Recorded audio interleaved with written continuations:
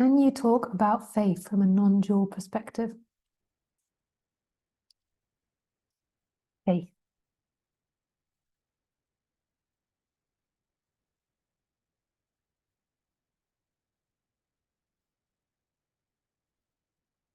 Faith.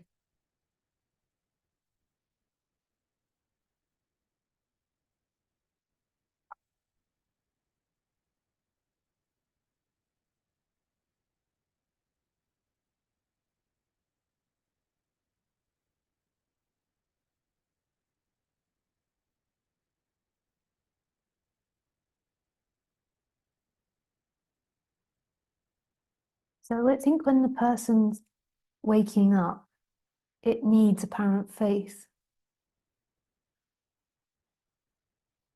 But it's not your faith and it's not your doing. You can't produce faith, just like you can't produce any emotion. It's an illusion that it's you, that you are doing it, or that it feels like you. But when the person is waking up, it needs the appearance of faith, because waking up can feel freaking terrible. It can really hurt. And even once you've woken up and there is freedom, even if you're in bliss, the energies in the body can still be very painful sometimes. There can be pain. Having these human sacs filled with lots of blood and water and guts and bones and everything. Like, they can be painful, and so the faith prior to waking up is the faith in the teacher, or the faith in the teaching, or the faith in this process to keep you going because of the confrontation of that pain. Most people in our society, I hope I'm not being too judgmental, because I don't really know what it's like to live a regular life in society, because I was so young when I got into this. But most people from the outside, when I look into this society, they're heavily medicated. I don't just mean on prescription drugs, although a lot of people are after they pass 40. They begin to take acid pills and pain pills and depressives. I remember when I was in Australia listening to a radio show where they said that the number one pill was antidepressants. Not even the pill for the female, it was antidepressants. I think it was number one or something like this.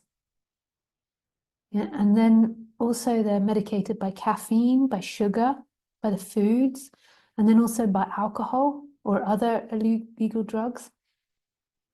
Like, a lot of people drink most nights. I mean, I know that this is like a different group here, so I don't know how long you've been into this subject, and it's not a judgment if you do drink every night, but there's a drinking every night, which totally changes the experience of the feelings. And then during the day, there's a lot of caffeine and sugar that's taken in. And that's not a judgment. You can do that and be free. Like, it's not.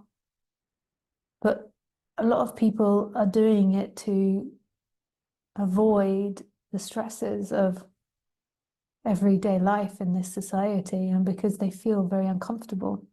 And what it's doing is it's pushing the attention up into the head, and their whole reality becomes a head reality, an imagined reality, and it stops the feelings of feeling the feelings, which is really bizarre idea for maybe a lot of us here.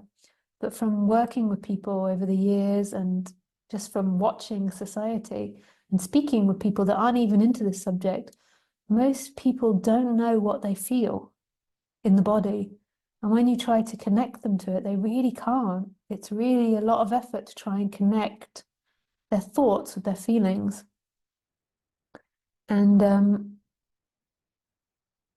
so when you get into this path and this process, you're not only going against your society, but you're going against your feeling. Like, why would you confront all this pain in the body?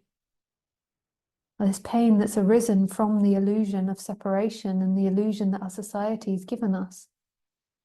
Why would you confront that? And that's where the faith has to appear. But you can't fake faith. Even if you feel like your faith is really thin and you have to really keep telling yourself why you have faith every day and to keep thinking about the faith, that's not you doing it. That's life doing it. You can't do faith. Who would do faith? Faith is appearing, and it appears as you apparently doing it, but there's never been a you there that's doing it. That is the illusion. When everything is seen as an act of God, everything, the internal and external, then there is freedom.